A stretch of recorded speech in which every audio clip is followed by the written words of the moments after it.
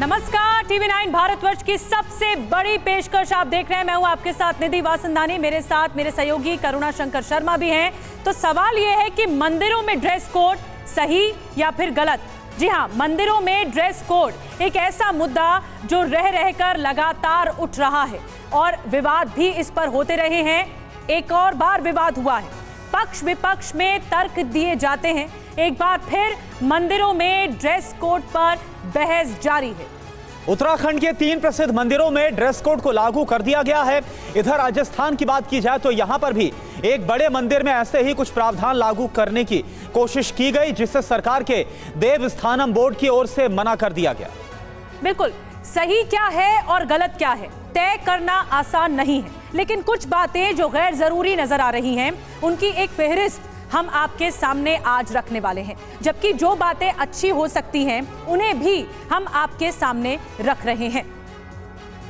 तो मंदिर पर मनमर्जी क्यों, ये सबसे बड़ा सवाल है। तो शायद ये गैर जरूरी है, थोपे हुए नियम बाध्यताएं हैं, जोर जबरदस्ती, जिद, असहज करने वाले निर्देश, तो शायद ये गैर जरूरी हैं। इस कॉलम में हम आपको ये बता रहे हैं कि असहज करने वाले निर्देश सामने आ रहे हैं।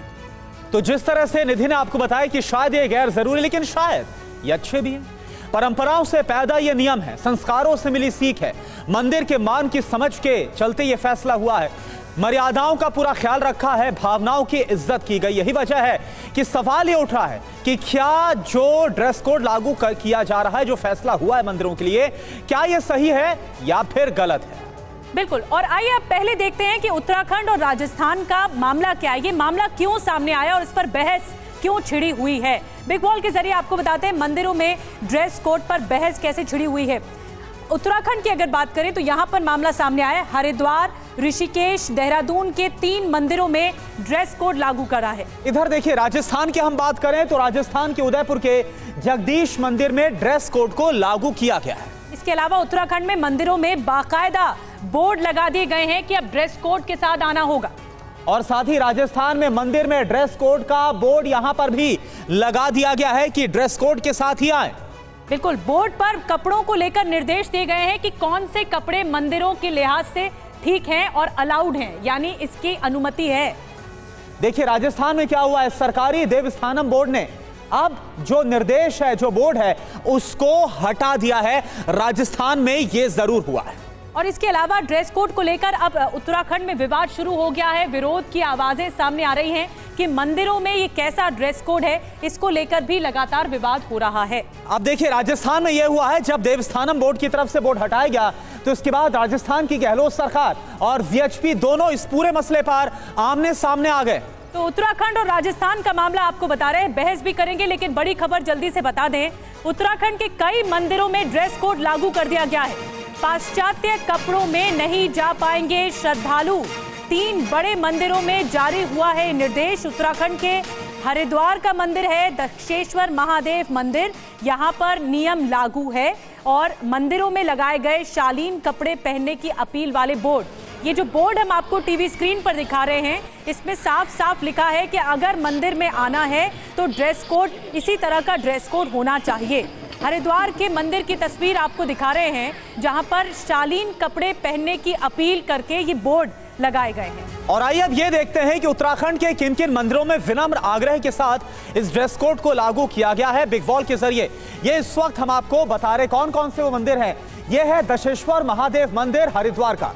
बिल्कुल, इसके अलावा और कौन सा मंदिर है हम आपको बता रहे हैं, ऋषिकेश का नीलकंठ महादेव मंदिर, यहाँ पर भी ड्रेस कोड की अपील की गई है। और साथ ही देखिए टपकेश्वर महादेव मंदिर देहरादून, यहाँ पर भी बोर्ड लगाकर ये तीनों मंदिर आपके सामने, दक्षेश्वर महादेव मंदिर, नीलकंठ महादेव मंदिर और टपकेश्वर महादेव मंदिर। योजना क्या है, आने वाले समय में श्री पंचायती महानिर्वाणी अखाड़े सभी मंदिरों में ये जो नियम है उसे लागू किया जा सकता है। निधि, बिल्कुल, इसके अलावा ये योजना की तैयारी है, तो मंदिरों में ड्रेस कोड और इसको लेकर विवाद पनप गया है। अब आइए सुनते हैं महंत रविंद्रपुरी महाराज ने मंदिरों में ड्रेस कोड को लेकर क्या कहा है। हम लोगों ने एक जनता से अपील किया कि जो हमारे नवयुवक हैं, युवतियां हैं, जो बहन बेटियां हमारी हैं या युवक हैं, वो अपने वस्त्रों का परिधान इस प्रकार का रखें ताकि सामने वाला कोई व्यक्ति देखता है तो लज्जा महसूस ना हो। तो किसी प्रकार की ऐसी कोई तानाशाही वाली इसमें परंपरा नहीं है। ये एक अपील जनता से की गई जिसका संपूर्ण भारतवर्ष में सभी समितियों ने, सभी अखाड़ों के संतों ने और जो भी कमेटियां मंदिरों का संचालन करती हैं, इंक्लूडिंग गवर्नमेंट से जो मंदिर संचालित होते हैं, सभी ने इसका स्वागत किया है। क्योंकि भारतीय परंपरा हमेशा वेशभूषा के साथ में हमारी जो कर्मकांड की विधि है, वो हवन यज्ञ का प्रोग्राम हो, पाणी ग्रहण संस्कार शादी विवाह का हो, या मंदिर में अभिषेक पूजन का हो, या कोई अनुष्ठान हो, उसमें अच्छे वस्त्रों को पहनने की प्रेरणा देता है। तो लगातार बहस छिड़ गई है क्योंकि अब ये भी कहा जा रहा है कि ये युवाओं को दूर कर सकता है ये कदम, ड्रेस कोड लागू करना। हमारे साथ तमाम खास सहयोगी अलग अलग जगहों से मौजूद हैं। मंदिरों में ड्रेस कोड लागू होना लोग किस तरह से देख रहे हैं इसे, और लोगों की प्रतिक्रिया क्या है, लोगों के पास ही चलते हैं। हमारे साथ सुरभि वाराणसी से जुड़ रही हैं, हमारे साथ विपिन चौबे भी जुड़ रहे हैं, जो उनके साथ संत भी मौजूद हैं, और हमारे साथ तमाम खास मेहमानों का एक पैनल भी जुड़ रहा है। हमारे साथ तृप्ति देसाई जी जुड़ रही हैं, सामाजिक कार्यकर्ता मानवी तनेजा जी हमारे साथ जुड़ रही हैं, आप एक्ट्रेस हैं। यतिमा चेतानंद सरस्वती जी हमारे साथ जुड़ रही हैं, हिंदू धर्मगुरु हैं आप। Doctor HS. रावत जी हमारे साथ जुड़ रहे हैं, हिंदू धर्मगुरु हैं आप। सबसे पहले विपिन, मैं आपके पास आ रही हूँ, आपके पास संत भी मौजूद हैं, और खास तौर पर मंदिरों में ड्रेस कोड लागू करने की बात हो रही है, तो लोग क्या कह रहे हैं? क्या ये युवाओं को दूर कर देगा मंदिरों से अगर इस तरह की पाबंदियां लगाई जाएंगी? तो सही मानते हैं या गलत मानते हैं? बिल्कुल निधि, देखिए मैं इस वक्त अयोध्या भगवान श्री राम की जन्मभूमि पर मौजूद हूँ और राम की पैड़ी पर मौजूद हूँ, और मेरे साथ आम जनता के साथ बहुत सारे साधु संत भी हैं। सीधा आपका सवाल मैं उन्हीं से टॉस करता हूँ और ये जानने की कोशिश करता हूँ। महाराज जी ये बताइए, ये कहा जा रहा है कि मंदिरों में भी ड्रेस कोड होना चाहिए, लेकिन कथावाचक प्रदीप मिश्रा ये कहते हैं कि ये साजिश है, जो पहनकर आना चाहे आ सकता है, क्योंकि अगर हम किसी को ड्रेस कोड लागू करेंगे तो इससे युवा, खासकर लड़के और लड़कियां मंदिरों में नहीं जाएंगे, और ये हिंदू धर्म के खिलाफ एक बड़ी साजिश है। क्या सोचते हैं आप? नहीं, प्रदीप मिश्रा का अगर इस प्रकार बयान है तो निहायत ही गलत बयान है। प्रदीप मिश्रा क्या सारे शास्त्रों को, सारे प्रमाणों को, स्मृति ग्रंथों को जानते हैं? ऐसा नहीं है। ड्रेस कोड अगर नहीं होगा तो जिस प्रकार से लोग की मनमौजी बना चली जा रही है, बढ़ती जा रही है, एक दिन ये देश के लिए बहुत घातक होगा। आप क्या सोचते हैं, क्या ड्रेस कोड लागू होना चाहिए मंदिरों में या फिर नहीं होना चाहिए? बिल्कुल निश्चित तौर पर ड्रेस कोड लागू होना चाहिए। अपनी संस्कृति सनातन के अनुरूप मंदिरों में जाना चाहिए, अपनी पहनावा का रूप जाना चाहिए। हम तो देखते हैं वृंदावन और अन्य तीर्थों में चले जाइए कि विदेशी लोग होते हैं जो संस्कृति सनातन के पोशाक को धारण करते हैं, और हम लोग ऐसे हैं कि जो है बिल्कुल विचित्र रूप से जो है पोशाक धारण करते हैं, जो नितांत असत्य है, ऐसा नहीं होनी चाहिए। ठीक नहीं है। प्रदीप मिश्रा जो कह रहे हैं, क्या ये साजिश का हिस्सा आपको लगता है कि अगर ड्रेस कोड लागू हुआ तो लड़के और लड़कियां जो जीन्स और आमतौर पर जो भारतीय जो परिधान पहनते हैं आमतौर पर, उससे वंचित रह जाएंगे, या फिर वो मंदिरों में नहीं जाएंगे क्योंकि कौन जाएगा ड्रेस बदलने, कौन इसके लिए अलग से कपड़े पहनेगा? तो शायद एक बड़ी साजिश है। देखिए, प्रदीप मिश्रा धुंधकारी हैं। देवताओं के पंक्ति में बैठा वो राहु है जो अमृत पीने के प्रयास में छलावा कर रहा है, छलिया का भेष धारण कर सनातन संस्कृति के साथ दुर्व्यवहार कर रहा है, और ऐसे वक्तव्य देना निश्चित ही निहायत ही ओछापना है। ये चरित्रहीनता की पराकाष्ठा है। ड्रेस कोड लागू होना चाहिए या नहीं? ड्रेस का कोड लागू होना चाहिए। ये आज की नहीं बल्कि पूर्व काल की सभ्यता है। तो यहाँ पर जो संत और साधु मौजूद हैं, उनका एक सुर में ये साफ कहना है कि ड्रेस कोड होना चाहिए, मर्यादाओं का पूरा ख्याल रखना चाहिए। सुरभि का रुख करते हैं, जो कि काशी में मौजूद है, बनारस में मौजूद है। आप सुरभि, काशी में कैसी आवाज है, वहां पर लोग क्या प्रतिक्रिया दे रहे हैं, क्या बता रहे हैं, क्या सही है या गलत है ड्रेस कोड? काशी में इस वक्त देखिए सब शिवमय हो चुके हैं, सावन का मौका है, भगवान शिव की पूजा सभी कर रहे हैं। ऐसे में इस पर चर्चा ज़रूर की जा रही है, क्योंकि जब जब ये पावन पर्व आते हैं तब हम देखते हैं कि मंदिरों में विशेष जलाभिषेक किया जाता है, विशेष पूजन किया जाता है। मंदिर के ही पुजारी इस वक्त मेरे साथ हैं। क्या ये ज़रूरी हो चुका है कि सामान्य दिनों में भी एक ड्रेस कोड लागू हो जाना चाहिए जब आप मंदिर परिसर में आए, चाहे युवा आए? देखिए मैडम, मंदिर परिसर में या कहीं भी जाने के लिए ड्रेस कोड होना अति आवश्यक है, इसलिए कि आप किसी भी पाश्चात्य सभ्यता को या हिंदू सभ्यता के अंतर्गत हैं, आप मंदिर में आ रहे हैं तो आप हिंदू परिधानों को धारण करके आएँ, ये सबसे अच्छी बात। चर्चा ये भी है कि अगर पूरे कपड़े ढके हैं, जीन्स पहनी है, शर्ट पहनी है, तो क्या वो भी, उस पर भी आपत्ति होनी चाहिए या नहीं? आपत्ति नहीं होनी चाहिए, कभी नहीं होनी चाहिए भैया। आप पूरे कपड़े में आइए, सर पे दुपट्टा रख करके आइए, वस्त्र परिधान में आइए। अब ऐसा है कि जींस पहन के आइए, आप कटी फटी पहन के आएंगे, हाफ पहन करके आए, या जो है ऐसा कपड़ा पहन के आए जो कि उत्तेजक हो, ऐसे वस्त्रों से हमें बचना चाहिए। दक्षिण में तो जिस तरीके से पहले से ही नियम बने हुए हैं, कुछ खास लोग इस वक्त दक्षिण से ही यहाँ के रामेश्वर में आए हुए हैं, आप वहाँ पर देखते हैं कि किस तरीके से नियमों को फॉलो किया जाता है। आपको लगता है युवा यंगस्टर्स इसको लेकर ऑब्जेक्ट करते हैं, दक्षिण में नहीं करते, तो यहाँ पर इस तरीके की चर्चा क्यों? Yeah, look, ma'am, it is very essential a dress code. We are coming to temple for peace and devotion. Yes, so as a devotee, we should wear complete dress and bindi also.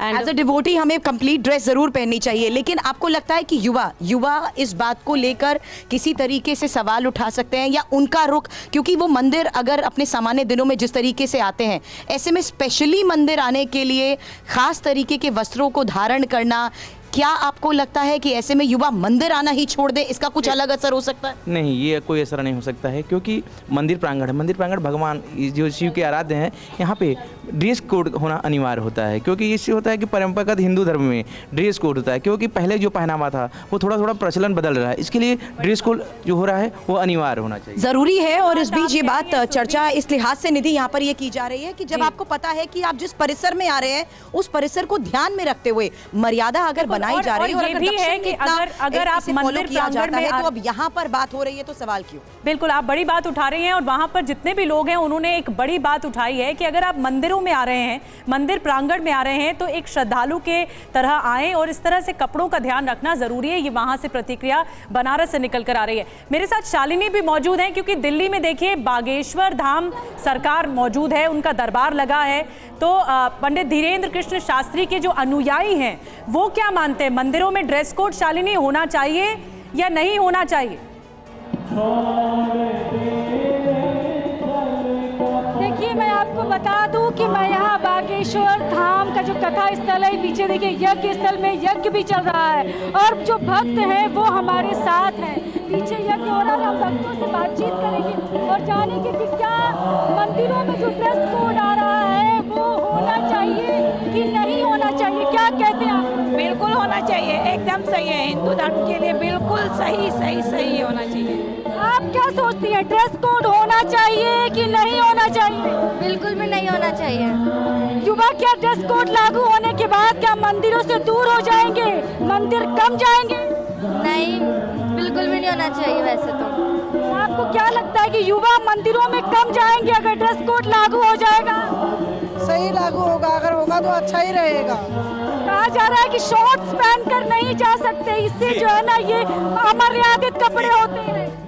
ठीक है, तो वहां पर जो पंडित धीरेन्द्र कृष्ण शास्त्री हैं, क्योंकि बाबा बागेश्वर का दरबार लगा हुआ है दिल्ली में, तो वहां पर उनके अनुयायी भी एक सुर में बोल रहे हैं कि हाँ सही है अगर ड्रेस कोड होता है। अब चलिए हमारे साथ जो खास मेहमानों का पैनल मौजूद है उनका हम रुख करते हैं। मानवी तनेजा जो एक्ट्रेस और सामाजिक कार्यकर्ता भी है।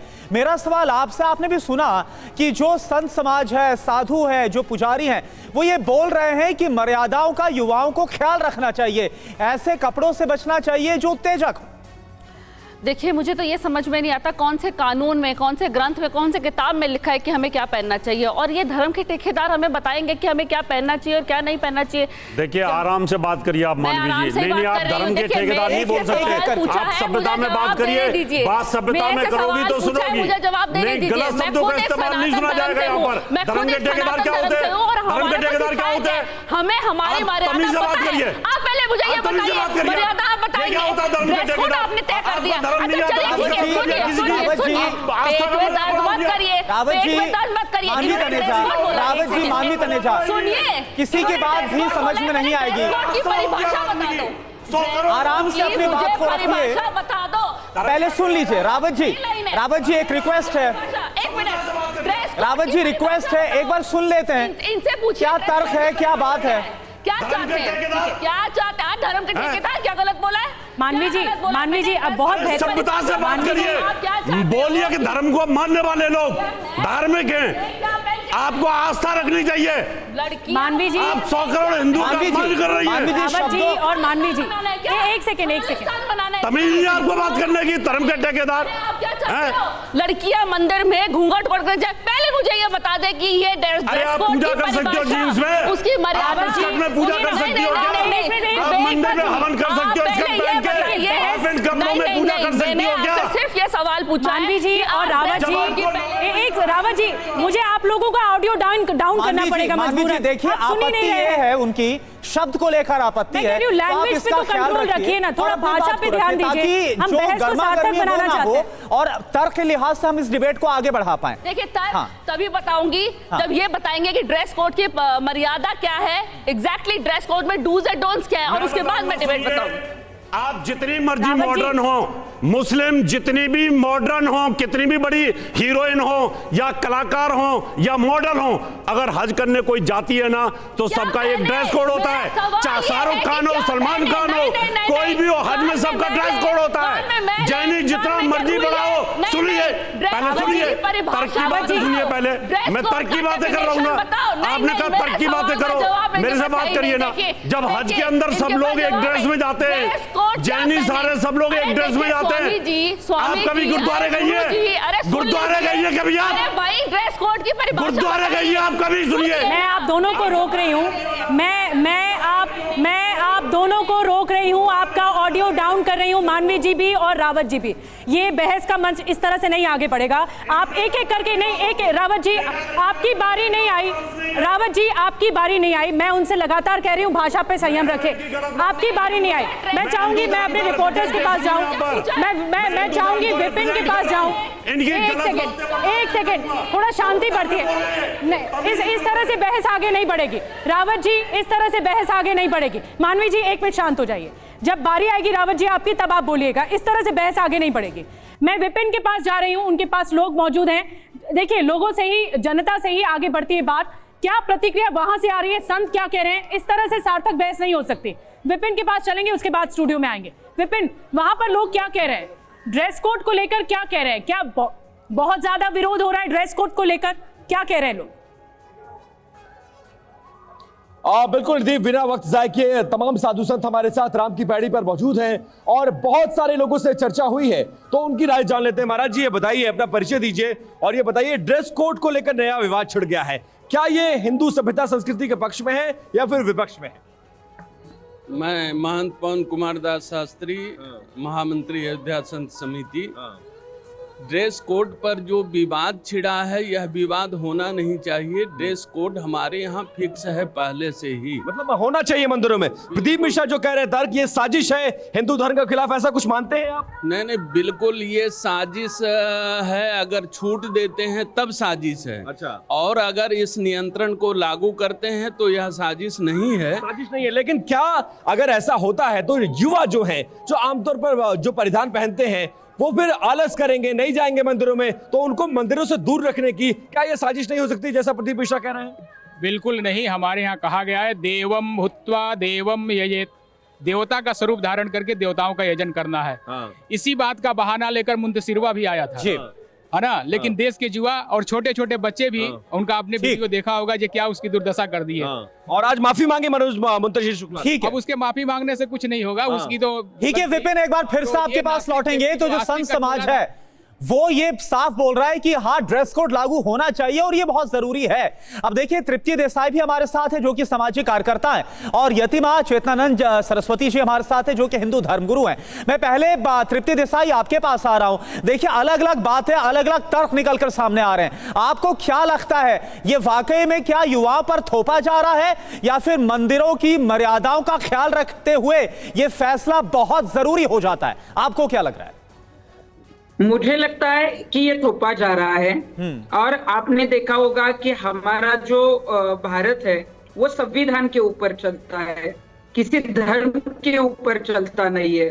और संविधान में जो है वो अभिव्यक्ति की आजादी का अधिकार, लेकिन हिजाब पहना जा रहा है ना। और अभिव्यक्ति की आजादी का जब अधिकार हमारा संविधान तो हिजाब पहनने की भी इजाजत नहीं देता, महिलाओं की स्वतंत्रता की बात करता है, लेकिन हिजाब पहना जा रहा है ना, उस पर आपकी कोई टिप्पणी नहीं आएगी। आप लोग सिलेक्टिव अप्रोच के साथ सनातन पर वामपंथी प्रहार करने का तरीका ढूंढ ही लेते हैं। धर्म की एक अपनी मर्यादा होती है, धर्माचार्य डिसाइड करेंगे कि मंदिर में आना है तो शालीनता के साथ आइए, अन्यथा हमने आंदोलन किया था, खुले हुए हैं। का बोर्ड हटाने के लिए हमने जो है वो वहाँ पे जाकर जो है वो आंदोलन किया था, क्योंकि भारत में विविधता में एकता है।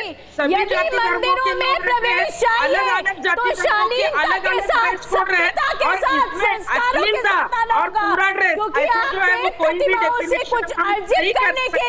ये किसी की साजिश जो है ये अलग अलग राज्यों में जो भी हिंदुओं के मंदिर है वहाँ पे जबरदस्ती से ये बोर्ड लगाने के लिए जो है वो कहा जा रहा है। मंदिर आपके अंगों के प्रदर्शनी के लिए नहीं है, मंदिर ये बिल्कुल कोई सहन नहीं कर रहा है। अभी तो साधु संतों का मैं सुन रही थी, साधु संत जो कहते हैं कि ये परंपरा है, बिल्कुल परंपरा है। अच्छा यतीमा मेरा एक सवाल लीजिए आप। यतीमा, अभी आपने एक बात बोली कि शालीनता को बनाए रखना चाहिए। सवाल ये है कि अगर युवा, मान लीजिए अगर युवा अपने हिसाब से आ रहा है, अपने हिसाब से कपड़े पहन गए, ये मेरा सवाल है, तो क्या वहां शालीनता कम हो जाती है? क्या भगवान पर आस्था कम हो जाती है? ये एक सवाल है। नहीं, भगवान में आस्था कम नहीं होती। भगवान की आस्था तो भक्त पर निर्भर करती है, लेकिन जब आप मंदिर परिसर में अभद्र रूप में या ऐसे वस्त्र पहनकर आते हैं, मैं यही जानना चाह रही हूँ कैसे वस्त्र की बात कर रही है। साड़ी पहनिए, यहाँ पे तो बहुत साड़ी, अच्छा साड़ी की बात कैसे है? साड़ी जैसी अभद्र ड्रेस बनाना एक सेकंड में जाती है मंदिर में मैं आऊंगी आपके पास। मानवी जी किया है, मानवी जी मैं आऊंगी आपके पास। मानवी जी, तृप्ति जी एक मिनट रुक जाइए। तृप्ति जी एक मिनट रुक जाइए, एक एक करके जवाब देंगे तो थोड़ी सार्थक बहस हो पाएगी, नहीं तो ये पूरी खिचड़ी बन रही है, किसी को कुछ समझ में नहीं आ रहा है। ठीक है, इसके मैं यतीमा जी एक सेकंड पहले कंप्लीट कर लेने दीजिए उनको। यतीमा जी, क्या ये पहनावे की आजादी का हनन नहीं है, या फिर इस लिमिटेशन को रखकर पहनावे की आजादी को छीनना नहीं है? इसका जवाब दीजिए, फिर बाकी बोलेंगे। जी यतीमा, देखिए मैं 5 मिनट लूंगी, आप प्लीज कहिए कि बोले ना। बिल्कुल, रिक्वेस्ट है, बाकी सब शामिल। हमने जो शुरुआत की तो आप बोले। जी पहले बात आपका नंबर आएगा, रिक्वेस्ट है एक बार सुन लेते हैं। बीच में ये बात करते हैं तो हम कैसे सुने? अभी तो ठीक है, हम आपकी बात सुनते हैं, लेकिन हम जो बोलेंगे तो आप बीच में मत बोलना। के दिशा निर्देशों पर चलना होगा।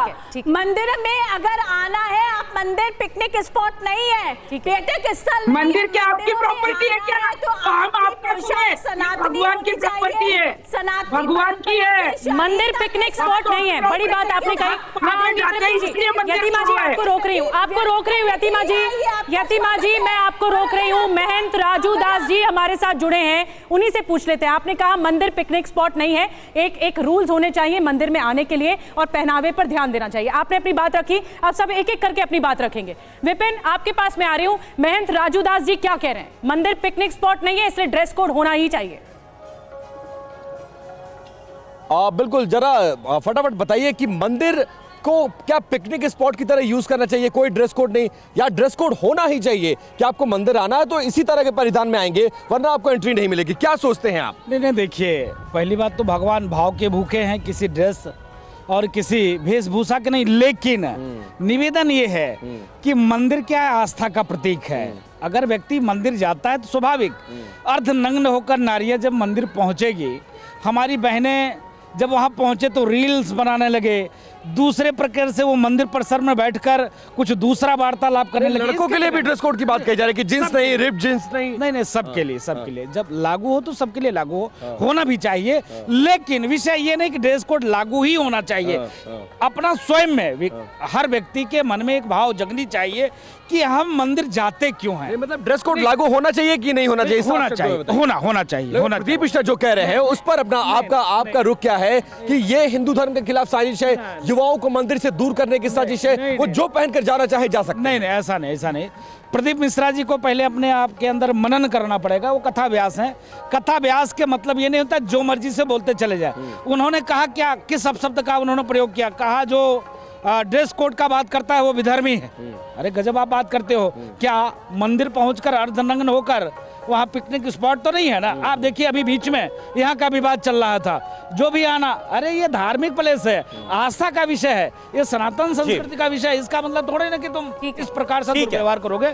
तो प्रदीप मिश्रा जी, पहले तो आप कान खोलकर सुन लीजिए आप एक कथा व्यास हैं, कथा व्यास जिस मर्यादा में रहना चाहिए उसके अनुरूप रहिए। धर्मांतरण चल रहा है उस पर आप नहीं बोलते, लव जिहाद चल रहा है उस पर आप नहीं बोलते, लैंड जिहाद चल रहा है उस पर नहीं बोलते, कंप्यूटर गेम जिहाद चल रहा है उस पर नहीं बोलते। इस पर भी तो बोलो ना, इस पर भी तो कार्य करो ना। ठीक है, बता रहे हो क्योंकि और भी हमारे साथ खास मेहमान है। तो कुल मिलाकर जो कथावाचक है पंडित प्रदीप मिश्रा, उनकी तरफ से जो कहा गया तो बड़ा सिलेक्टिव अप्रोच अपना रही ये बात कही जा रही है जो राजूदास जी है, संत राजूदास। अब डॉक्टर एच.एस. रावत जी, मैं आपके पास आ रहा हूं। आप देखिए कि किस तरह से राजस्थान में यह हुआ कि वहां पर भी ड्रेस कोड को लागू किया गया, लेकिन इसके बाद देवस्थानम बोर्ड ने उसको हटा लिया और वहां पर भी जो गहलोत सरकार वर्सेस वीएचपी देखने को मिल रहा है। कुल मिलाकर अलग अलग बातें सामने निकल कर आ रही कि होना भी चाहिए, कुछ बोल रहे नहीं होना चाहिए।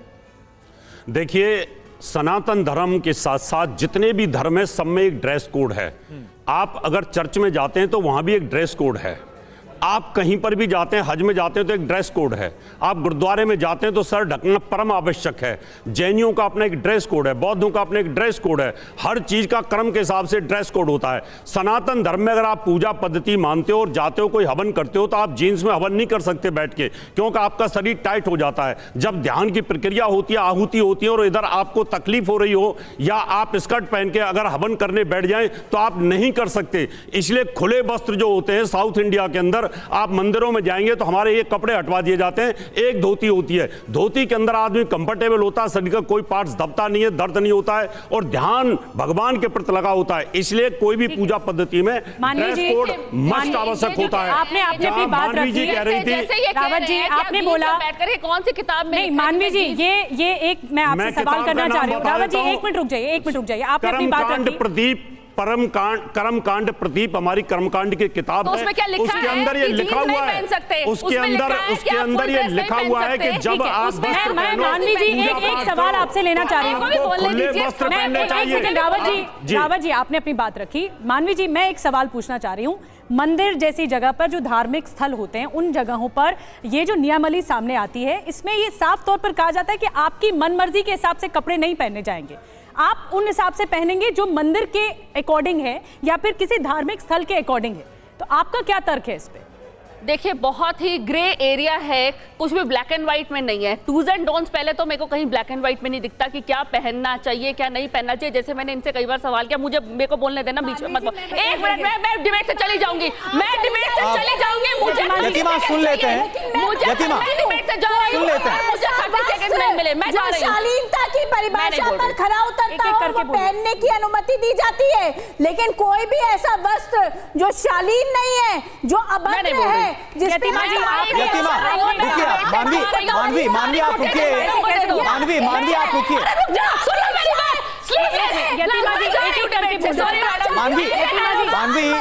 यतिमा एक बार सुन लेते हैं। आपके अनुसार नहीं होंगे, आपका काम है अभिनेता बनना। देखिए यतिमा, दोनों पक्ष आने बहुत जरूरी है। मानवी सुनो, मानवी इस तरह से उत्तर जाना ठीक नहीं है। सुनो, मेरी बात का जवाब दो। मानवी आप बैठिए, सुनो, इस तरह से उत्तर जाना। मानवी, अरे क्यों जा रही हो? सुनो मानवी, हम चाहते हैं दोनों पक्ष। यतिमा अच्छा, मानवी आप प्लीज आइए। 30 सेकंड, उन्हें 30 सेकंड। यतिमा रावत जी, उन्हें 30 सेकंड बताओ। मेरी एक चीज बताओ, आप किसी शादी में सफेद कपड़े पहन के जा सकती हो?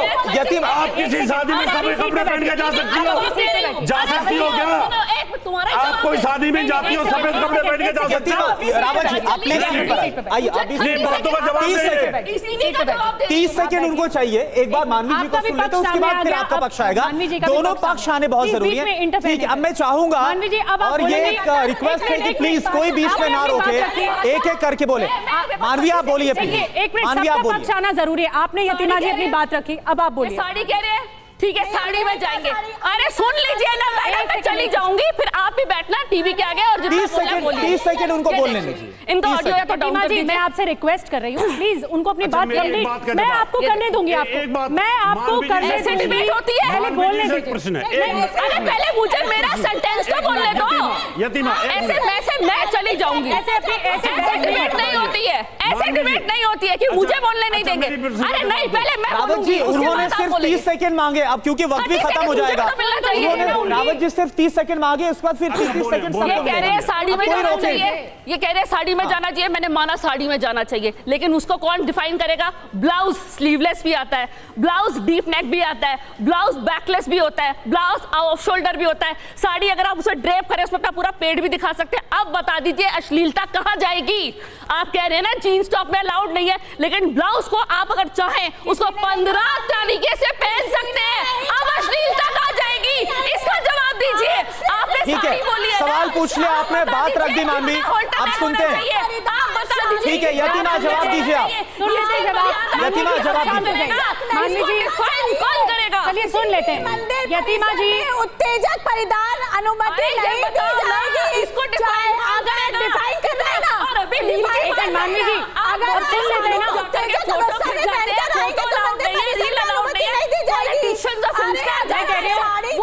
मानवी जी अगर सुन लेते हैं ना, मानवी जी अब सुन लेते हैं ना, एक मिनट अब सुन लेते हैं ना। ना आपकी बात समझ में आ रही है यतीमा जी, ना आपकी बात समझ में आ रही है, ना आपकी बात समझ में आ रही है, ना इनकी बात समझ में आ रही है, क्योंकि एक एक आपने अपनी बात रखी मानवी जी। अब यतीमा जी उनका सवाल ये है कि जो ट्रेडिशनल कपड़े भी पहने जाते हैं उसमें भी फुहरता होती है, फिर अगर वो फुहरता के साथ जाएंगे मंदिर तो कैसे चलेगा? देखिए मैंने बहुत स्पष्ट ये बात रखी थी कि शालीनता के साथ जो आपकी मानवी देखिए आपने बोल दिया, अब उनको बोलने दीजिए।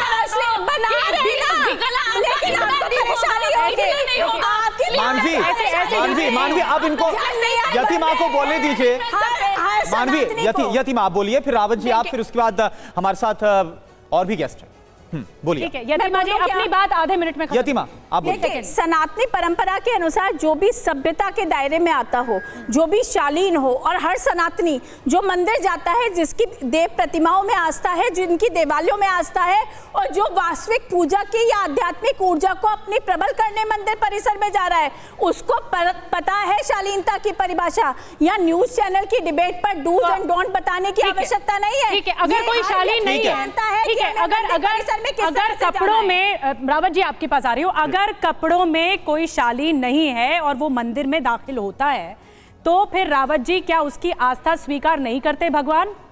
देखिए आस्था निश्चित तौर पर हमारे दिल में होती है, लेकिन अगर आप जैसे कभी मानवी जी ने कहा कि आपने ब्लाउज स्लीवलेस पहन रखा है, ये जब मंदिर में आप जाते हो तो आपको निश्चित तौर पर अपने आप ही एक शर्म आती है, आप सिर पे पल्ला रख लेते हैं, आप इस तरह के कपड़े पहन के कभी नहीं जाते। क्या मेरी बात सुन लो, क्या कोई स्त्री ऐसी है जो मंदिर में जाएगी और पूरा बैकलेस जाकर के पहन के जाएगी? कोई नहीं जाती है, सबको पता है मंदिर में मैं जा रही हूँ, शालीनता और सभ्यता होती है, और मैं ये कह रहा हूँ ड्रेस कोड हर जगह होता है। चलिए ठीक है रावत जी आपको भी सुन लिया। तृप्ति देसाई हमारे साथ है, तृप्ति देसाई भी है। फिर ये बहस शुरू हो गई, ऐसे बहस नहीं चल पाएगी यतीमा जी और मानवी जी, ऐसे बहस नहीं चल पाएगी। यतीमा जी आपने अपनी बात रखी, मैं तृप्ति जी के पास जा रही हूँ, मैं चाहूंगी कि आप इसका ऑडियो डाउन करें। तृप्ति देसाई मैं आपके पास आ रही हूँ, मैं ये कह रही हूँ कि अगर ड्रेस को, एक सेकंड प्लीज, इस तरह स्टूडियो में हंगामा करके बहस पर हावी होने की कोशिश मत कीजिए, किसी को कुछ समझ में नहीं आ रहा है। तृप्ति जी एक आखिरी जवाब आपसे मैं ले रही हूँ, ये जो कहा जा रहा है कि ड्रेस कोड सनातन के खिलाफ एक साजिश है, ये साजिश कैसे हो गई? अगर आप मंदिरों में जा रहे हैं तो एक ड्रेस कोड का पालन कर रहे हैं, जो उसके नियम सामने आ रहे हैं, तो इसे स्वीकार किया जाना चाहिए। इसमें साजिश की बू कहां से आ गई?